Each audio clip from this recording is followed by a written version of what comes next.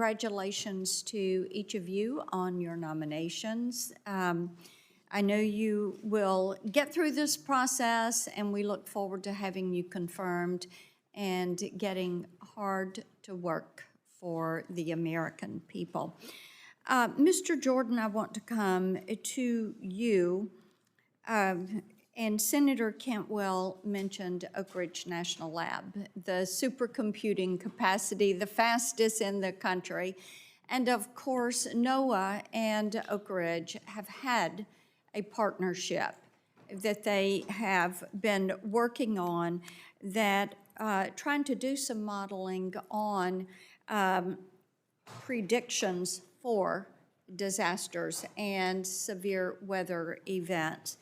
And I think that these collaborations are important for the American people and for helping us to come past some of these extreme weather events and to be able to avoid some of the catastrophes that we have seen. We all are grieving for those families in Texas, and what a catastrophic loss.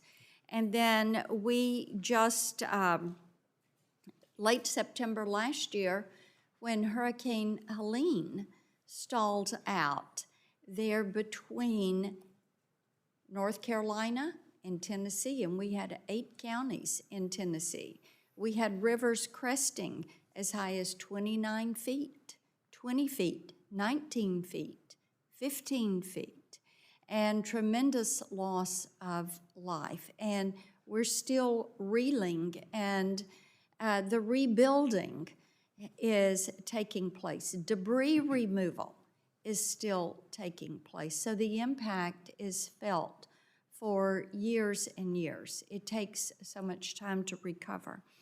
So I want to return to some of these partnerships that can help us. And I would like for you to talk a little bit about how you would prioritize partnerships like the one between NOAA and Oak Ridge National Labs so that we are better able to predict what is taking place.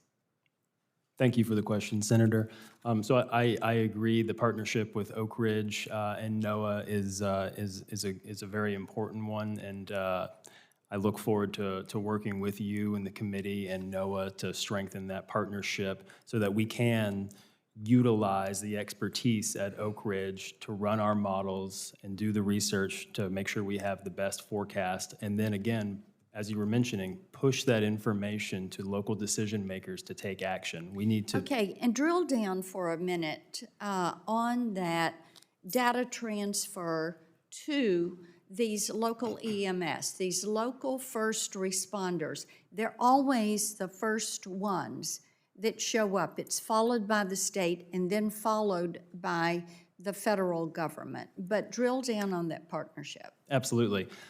So thank you for that. So it's important to, again, get as close as possible to the local emergency managers, and in some instances, weather service employees in bed with emergency managers because they have the local expertise to know specifics of topography and how things can be affected. So you would encourage that embedding? Yes, Senator. Okay, thank you. Dr. Jacobs, I want to come to you.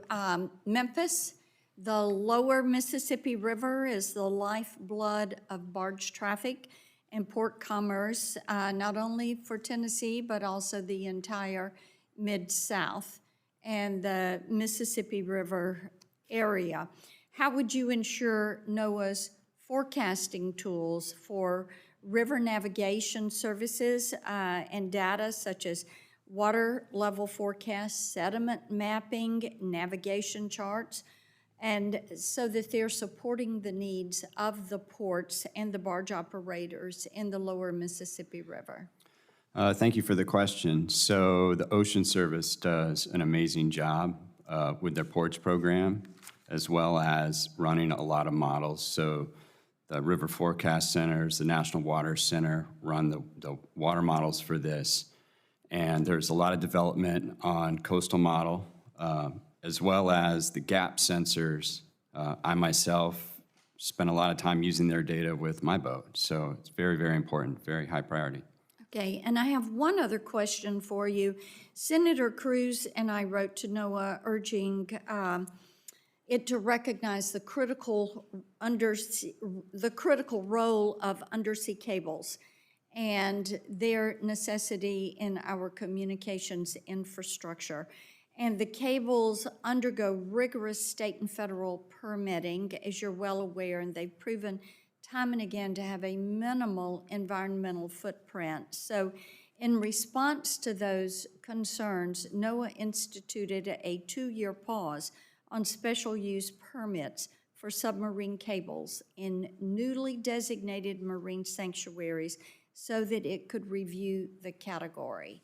And in line with this administration's efforts to streamline permitting, do you agree that NOAA should permanently exempt undersea cable deployment, maintenance, and repair from duplicative sanctuary-specific permitting requirements that risk delaying infrastructure deployment and undermining our national resilience? Thank you for the question. Because I'm not there, I don't have access to that information, but if confirmed, I would definitely love to learn more about it and support the priorities as best I can. Thank you.